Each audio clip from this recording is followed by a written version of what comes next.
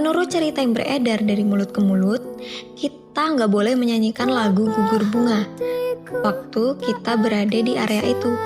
Konon katanya, akan ada sosok yang menampakkan diri dan mengikuti siapapun yang menyanyikan lagu tersebut.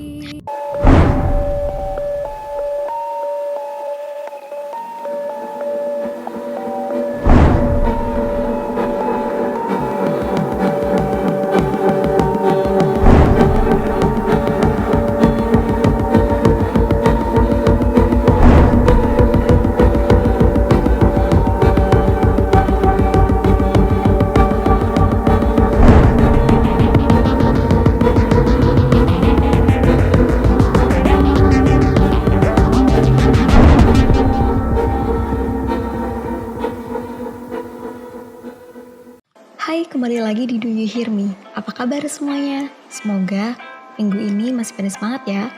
Walaupun keadaannya masih sama, masih ada yang sekolah dari rumah, kerja dari rumah, maupun yang lagi kuliah nih. Hari ini, Do You Hear Me akan ngebahas kisah horor di kampus yang ada di Yogyakarta. Kisah ini terjadi di Fakultas Kedokteran UGM.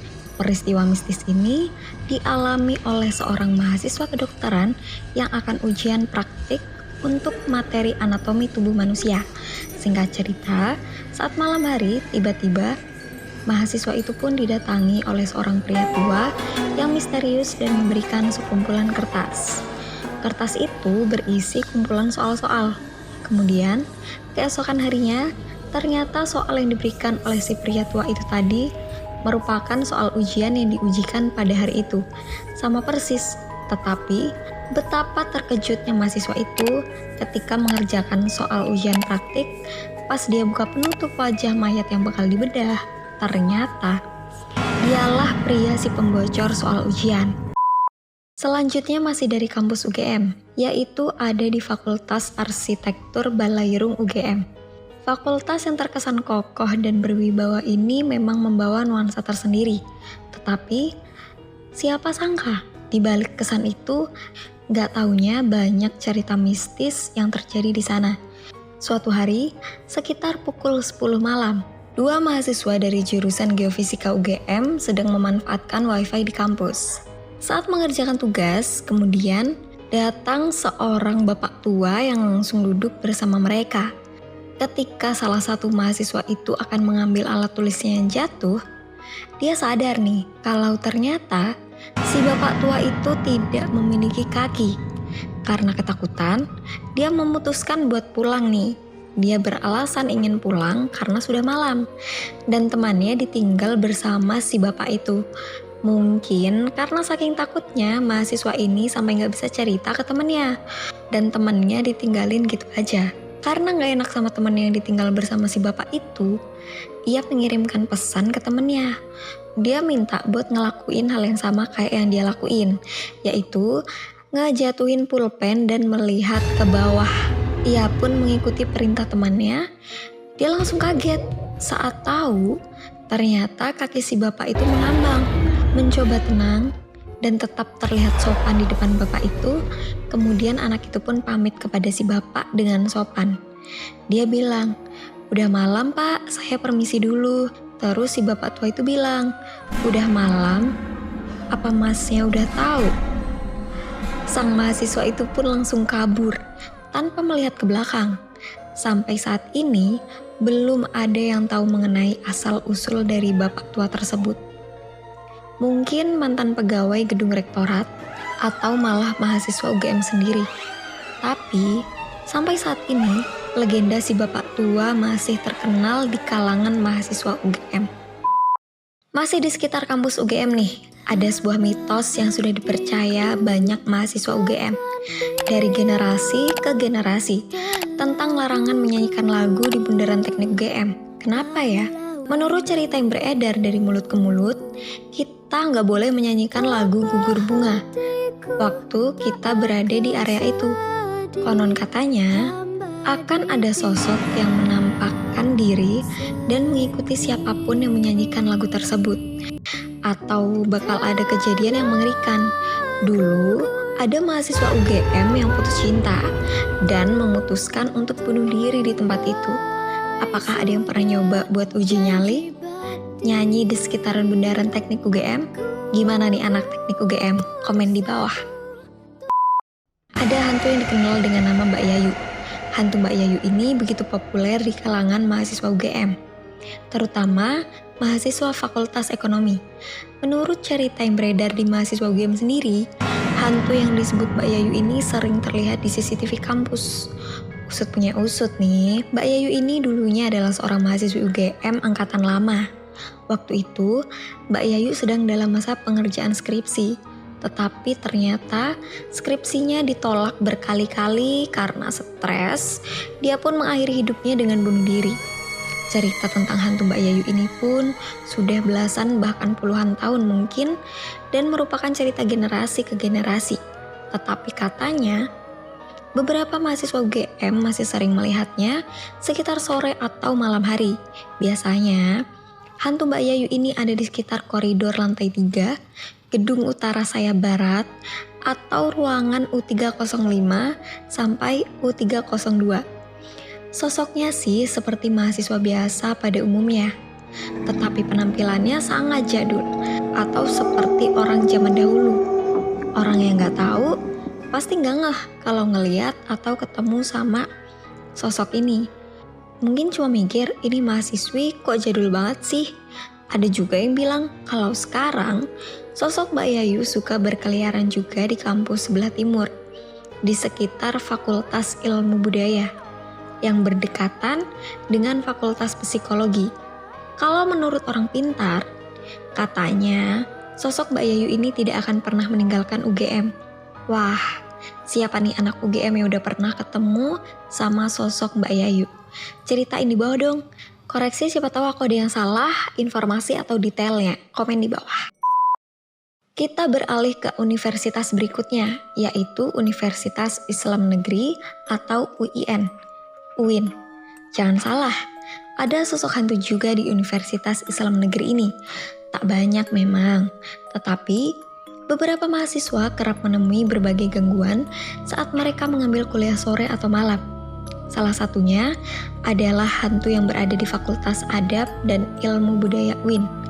Kata pengakuan salah satu mahasiswa yang jadi responden Pizna, hantu itu kerap berulah dengan memainkan pintu atau mematikan lampu yang ada di dalam ruangan itu. Selain dua kampus tadi, ada juga kampus dari salah satu kampus negeri yang ada di Yogyakarta, Universitas Negeri Yogyakarta atau UNY.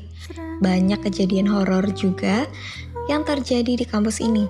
Singkat cerita, mahasiswa UNY tersebut berniat untuk mengembalikan alat yang digunakan setelah manggung dalam acara kemahasiswaan UNY. Seperti biasa, alat-alat tersebut disimpan dalam gedung student center. Setelah semua alat dimasukkan, para mahasiswa tadi berniat untuk mengunci pintu gudang student center. FYI, student center adalah gedung khusus mahasiswa dalam menaungi UKM atau unit kegiatan mahasiswa. Tapi ternyata yang muncul adalah sesosok wanita dari balik kaca jendela gedung student center tersebut. Dia tampak memanggil-manggil meminta untuk mendekat. Setelah dibukakan pintu, ternyata wanita itu menghilang. Di kalangan mahasiswa UNY sendiri, hantu wanita itu bernama Siska. Ia merupakan hantu yang menjadi penunggu gedung student center UNY. Masih di sekitaran kampus UNY, tempat yang satu ini katanya sih cukup horor, terutama ketika Fakultas Ekonomi belum dibangun. Jadi, dulunya lokasi ini adalah base camp UKM ETSA atau English Department Student Association yang membuat terlihat cukup seram karena banyak pohon besar yang menjadi favorit para demit yang bergelantungan. Hantu yang terkenal di tempat ini salah satunya adalah sosok Mbak Nur. Biasanya, Mbak Nur berada di sekitaran ruang kuliah dan kamar mandi. Menurut beberapa mahasiswa lawas yang pernah berjumpa dengan sosok ini, sosok Mbak Nur biasanya berjalan-jalan di depan ETSA. Banyak yang percaya bahwa sosok Mbak Nur ini masih berkeliaran di sekitaran Fakultas Ekonomi sekarang. Namun, menurut pengakuan beberapa orang, Mbak Nur pindah ke Student Center UNY. Keisengan Mbak Nur yang paling sering dilakukan adalah mematikan keran air di kamar mandi ketika ada yang menggunakannya. Selanjutnya kita move ke salah satu universitas swasta yang ada di Yogyakarta, yaitu Universitas Islam Indonesia atau yang bisa disebut UII. UII adalah sebuah perguruan tinggi swasta nasional tertua yang ada di Indonesia. UII dibangun pada tahun 1945. Adapun yang diyakini sebagai salah satu tempat horor di UII adalah di ruang CLDS atau Center for Local Law Development Studies, Fakultas Hukum UII. Mahasiswa di fakultas ini sering dikejutkan dengan penampakan sesosok perempuan cantik tetapi tidak memiliki kaki. Wanita cantik tersebut terkenal dengan sebutan Fitri. Tidak ada yang tahu apakah Fitri itu mahasiswi Fakultas Hukum UII atau bukan, tetapi yang pasti, jika kamu memasuki ruang CLDS sendirian, sehabis maghrib atau malam hari, dapat dipastikan kamu akan bertemu hantu cantik ini. Apakah kamu berani mencobanya? Selanjutnya adalah kampus Universitas Kristen Duta Wacana atau UKDW yang ada di Fakultas Teologi Universitas Kristen Duta Wacana atau FTU UKDW. UKDW sudah berdiri pada tahun 1906. Fakultas ini berada di belakang karena minimnya cahaya matahari yang masuk membuat tempat ini menjadi sangat lembab. Mungkin karena tempat yang lembab inilah banyak mahasiswa yang sering melihat penampakan sesosok wanita yang mengenakan baju panjang putih.